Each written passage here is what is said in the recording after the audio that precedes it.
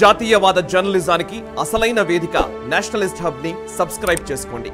Notifications కోసం bell icon పై click చేయండి. నమస్తే, వెల్కమ్ టు NHTV. రాజకీయాల్లో ఎత్తులు పై ఎత్తులే గెలుపోటములను నిర్దేశిస్తాయి.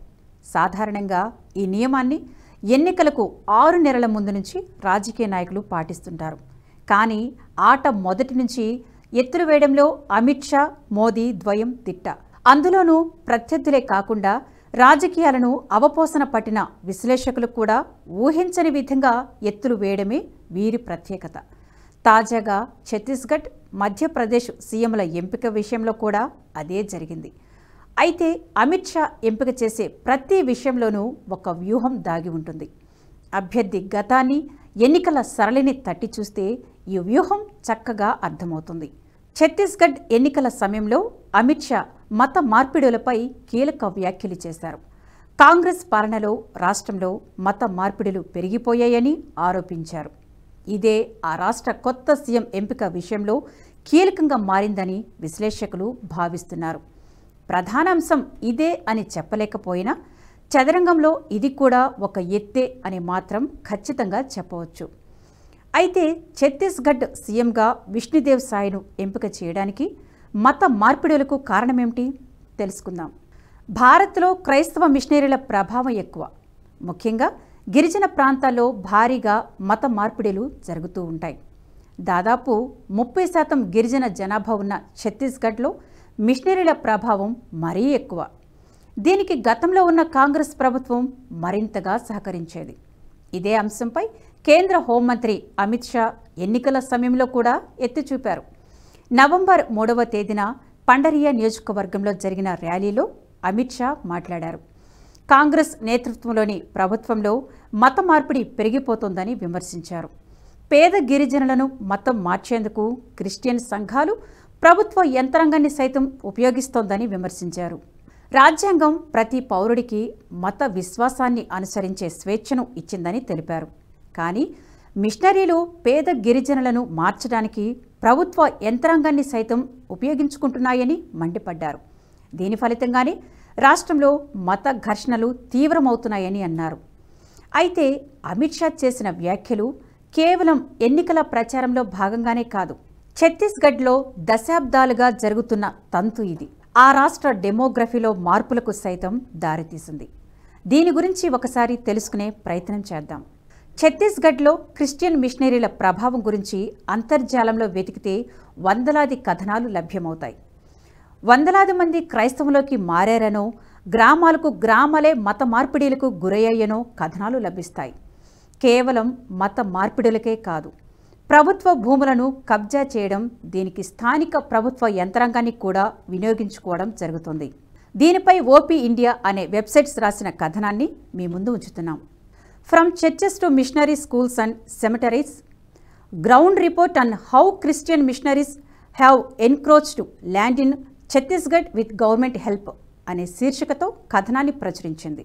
చర్చిల నుంచి మిషనరీ స్కూళ్లు, శ్మశానాల వరకు క్రైస్తవ మిషనరీలు ప్రభుత్వ భూములను ఎలా కబ్జా చేశాయనే దానిపై గ్రౌండ్ రిపోర్ట్ అన్నది ఈ శీర్షిక సారాంశం. ఛత్తీస్గఢ్ బిలాస్పూర్ జిల్లాలోని శివనాథ నదిపై మట్కు అనే చిన్న ద్వీపం ఉంది. క్రైస్తవ మతం విస్తరణకు ఈ ద్వీపం ఒక చక్కటి ఉదాహరణ. ఇక్కడ ప్రభుత్వ భూములే కాకుండా షెడ్యూల్ తెగల భూములను ఆక్రమించుకున్నాయి. ఈ ప్రాంతాలన్నీ క్రిస్టియన్ చర్చిలు, మిషనరీ పాఠశాలలుగానో, శ్మశాన వాటికలుగానో మారిపోయాయి. ఎక్కడానికి కష్టంగా ఉండే ప్రాంతాలను సైతం వదల్లేదు.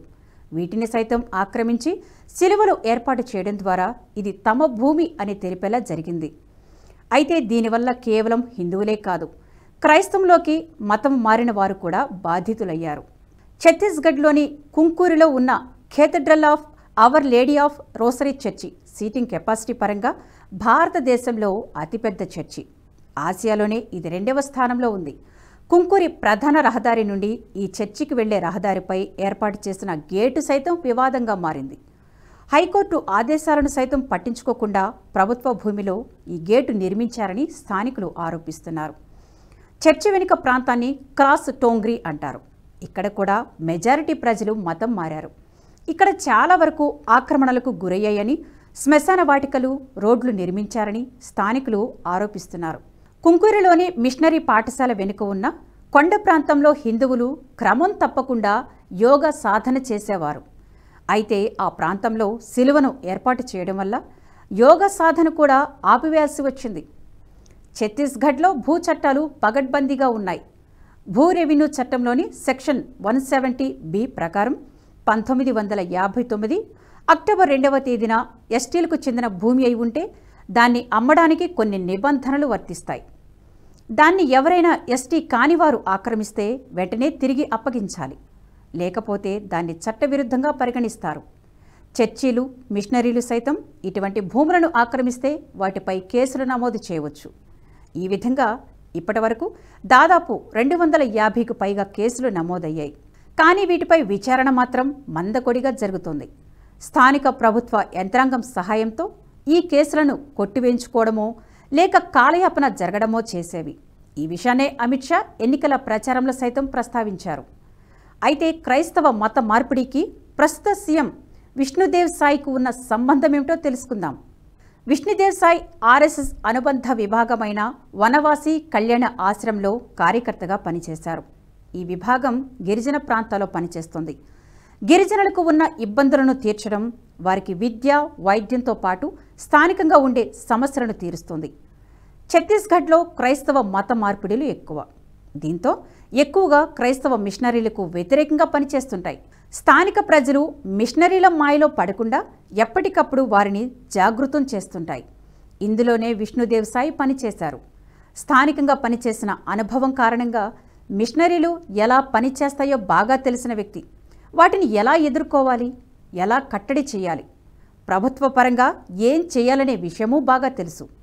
అందుకే మోదీ, అమిత్ షాలు ప్రత్యేకంగా విష్ణుదేవ్ సాయిని ఎన్నుకున్నారు. అతనికి ఉన్న అనేక సానుకూలతల్లో ఇది కూడా ఒకటి. మిషనరీలు పాల్పడుతున్న బలవంతపు మత మార్పిడులపై కేంద్రం ఇప్పటికే అనేక చర్యలు తీసుకుంది. సుప్రీంకోర్టు కూడా గతంలో వీటి దురాగతాలపై సంచలన వ్యాఖ్యలను సైతం చేసింది. 2022 నవంబర్లో ఓ పిటిషన్ విచారణలో భాగంగా బలవంతపు మత మార్పిడులను చాలా తీవ్రంగా పరిగణించాలని సుప్రీంకోర్టు అభిప్రాయపడింది. వీటిని అరికట్టకపోతే దేశ భద్రతకు ముప్పుగా మారే ప్రమాదం ఉందని ఆందోళన వ్యక్తం చేసింది. మోసపూరిత వాగ్దానాలతోనో, డబ్బు ఆశ చూపించో మత మార్పిడికి పాల్పడుతున్న ఘటనలు దేశంలో రోజు ఏదో ఒక చోటు చేసుకుంటూనే ఉన్నాయని సుప్రీంకోర్టు బెంచ్ పేర్కొంది. ఇక కేంద్ర ప్రభుత్వం సైతం మిషనరీల మత మార్పిడులపై కఠిన చర్యలే తీసుకుంది. గతంలో విదేశీ నిధులపై ఎటువంటి మానిటరింగ్ ఉండేది కాదు. దీంతో విదేశాల నుంచి వచ్చే నిధులతో క్రైస్తవ మత మార్పిడులు ఎక్కువగా జరిగేవి. వీటిని కట్టడి చేయడంతో చాలా వరకు మత మార్పిడులు తగ్గాయి. కానీ కాంగ్రెస్ ఏ రాష్ట్రంలో ప్రభుత్వంలో ఉన్నా కూడా స్థానికంగా వీటిని ప్రోత్సహిస్తూనే వచ్చింది. మతాన్ని మార్చుకున్న వారు గంపగుత్తగా కాంగ్రెస్కు ఓటు వేస్తారనే ఆలోచనతోనే వెనుక నుంచి ప్రోత్సహిస్తూ వచ్చేది. అయితే బీజేపీ ప్రభుత్వం దేశ భద్రతను దృష్టిలో ఉంచుకొని వీటిని కట్టడి చేస్తూ వచ్చింది. ప్రస్తుతం విష్ణుదేవ్ సాయి నేతృత్వంలో ప్రభుత్వం ఏర్పాటు కావడంతో ఛత్తీస్గఢ్లో మత మార్పిడులు కట్టడయ్యే అవకాశం ఉంది. ఈ వీడియో మీకు నచ్చినట్టయితే లైక్ చేయండి, 10 మందికి షేర్ చేయండి. అలాగే కామెంట్ల రూపంలో మీ అభిప్రాయాలను మాతో పంచుకోండి. Nationalist hub group of channels ను సబ్స్క్రైబ్ చేసుకుని తెలుగునాట జాతీయవాద జర్నలిజాన్ని ప్రోత్సహించండి. ఈ వీడియో కింద ఉన్న బెల్ ఐకాన్ పై క్లిక్ చేయడం మర్చిపోవద్దు.